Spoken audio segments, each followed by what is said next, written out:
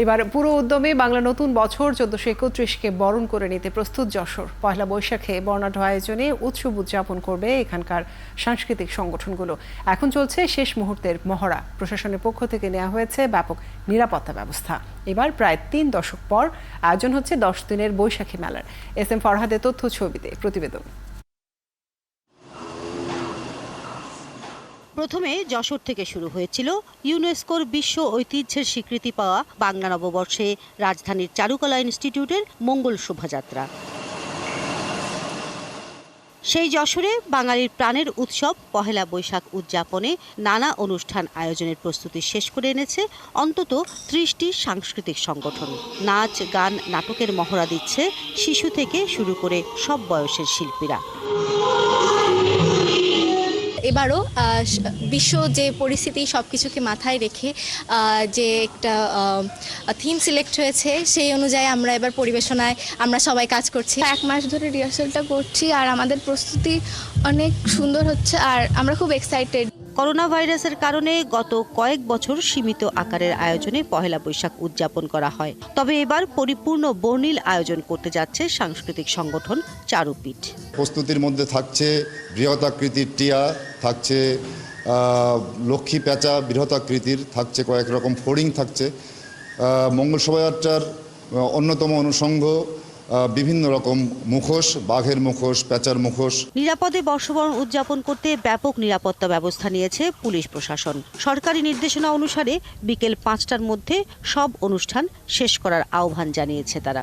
পহেলা বৈশাখের আয়োজনকে কেন্দ্র করে আমরা পোশাকে এবং পোশাকের পাশাপাশি সাদা পোশাকে শুধু শহরেই প্রায় 5 শতাধিক পুলিশ মোতায়েনের ব্যবস্থা রেখেছি। এছাড়া আমাদের প্রত্যেকটি থানা পর্যায়ে পৃথক পৃথক নিরাপত্তামূলক ব্যবস্থা আমাদের থাকবে। তবে সরকার বৈশাখী অনুষ্ঠানের সময়সূচি বেঁধে দেয়ায় ক্ষুব্ধ যশোরের সাংস্কৃতিক অঙ্গনের মানুষরা। বর্ষবরণে নানা আয়োজনের পাশাপাশি প্রায় 3 দশক পর এবার যশোরে আয়োজন হচ্ছে 10 দিনব্যাপী বৈশাখী মেলার। শিল্পী মহলানবিশ, 71। নতুন বছর বরণের আয়োজনের সবশেষ খবর জানাতে আমাদের সাথে যুক্ত হচ্ছেন সহকর্মী এস এম ফরহাদ।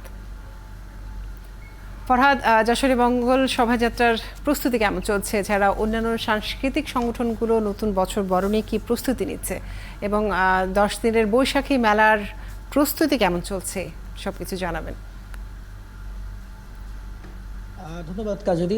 কাজরি জানেন যে গত 3 বছর এবং রমজান এবং করোনাকালীন সময় কিন্তু যে মঙ্গল শোভাযাত্রা সেটা কিন্তু সীমিত পরিসরে করা হয়েছিল এবং পহেলা বৈশাখের যে অনুষ্ঠানগুলো সেটা মূলত খুব সীমিত আকারে করা হয়েছিল। কিন্তু এবার যেহেতু ঈদের পর এবার কিন্তু ব্যাপক একটা প্রস্তুতি নিয়ে আসে, অর্থাৎ 1 মাস আগে থেকে কিন্তু একটা প্রস্তুতি নিয়ে আসে। এবং আপনি জানেন যে মঙ্গল শোভাযাত্রা এটা কিন্তু 1985 সালে প্রথম যশোর থেকে এই যাত্রাটা শুরু হয়, এরপরে কিন্তু সারা দেশে ছড়িয়ে পড়ে।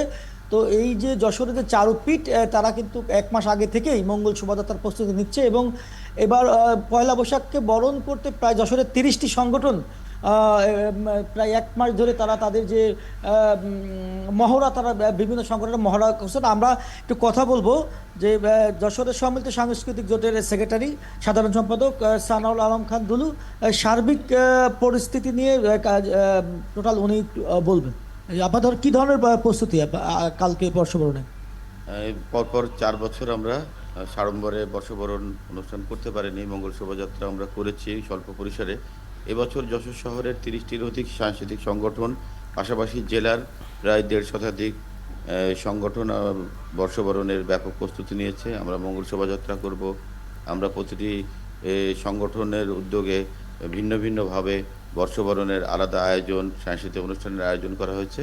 পাশাপাশি আজ 30শে চৈত্র, আজ থেকে আমাদের ঐতিহাসিক টাউন হল ময়দানে 10 দিনব্যাপী বৈশাখী মেলা ও লোকজ সাংস্কৃতিক উৎসব আমরা আয়োজন করেছি। সেই লোকজ সাংস্কৃতিক উৎসবে যেমন চাঁপাইনবাবগঞ্জ থেকে গম্ভীরার দল আসবে, খুলনা থেকে পটগান, খুলনা থেকে নড়াইল থেকে জারিগান, এরকম আমাদের লোকজ যে সমস্ত সাংস্কৃতিক উপাদান আছে, আমাদের বিভিন্ন আঙ্গিকের সংস্কৃতি, সেটাকে আমরা তার একটা সম্মিলন ঘটাবো আমাদের এই বৈশাখী আয়োজনে। ধন্যবাদ। আপনি শুনছিলেন সম্মিলিত সাংস্কৃতিক যৌথের প্রস্তুতি। আমরা এখন এই মুহূর্তে চারুপীঠে রয়েছি। তো চারুপীঠে আমি একটু আপনাকে মুখোশ দেখাই যে এখানে একটা বড় ধরনের পেঁচা টিয়া, অর্থাৎ যে বিভিন্ন ধরনের মুখোশ, সে মুখোশ এরা 1 মাস ব্যাপী তৈরি করছে। আমি একটু কথা বলবো যশোরের চারুপীঠের সভাপতি হারুনুর রশিদ, তার সঙ্গে কথা বলবো। আপনাদের প্রস্তুতিটা কেমন?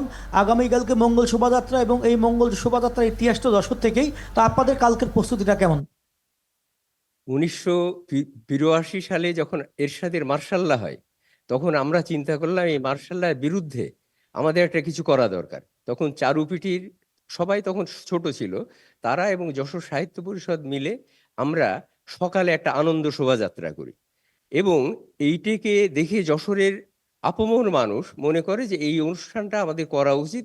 1985 সালে যশোরের সমস্ত রাজনৈতিক, সামাজিক, সাংস্কৃতিক লোকজন আমরা বৈঠক করে সিদ্ধান্ত নিয়ে 85 সালে এই বড় করে মঙ্গল শোভাযাত্রা আমরা শুরু করি।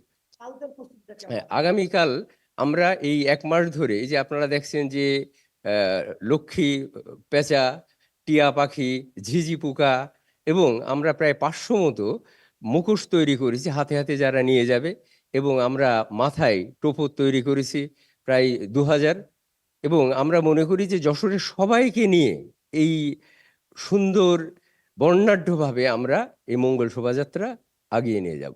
ধন্যবাদ। কাজল, আপনি যেমন শুনছিলেন আগামীকাল সকাল 6টা 31 ধরনের মিনিটে প্রস্তুতি যশোরের নিয়ে যে নেওয়া পৌরপাড়, হয়েছে, যশোরের বিভিন্ন সংগঠনগুলো প্রস্তুতি নিয়েছে। আপনাকে অনেক ধন্যবাদ যুক্ত থাকার জন্য। দর্শক, যশোর থেকে যুক্ত ছিলেন সহকর্মী SM ফরহাদ।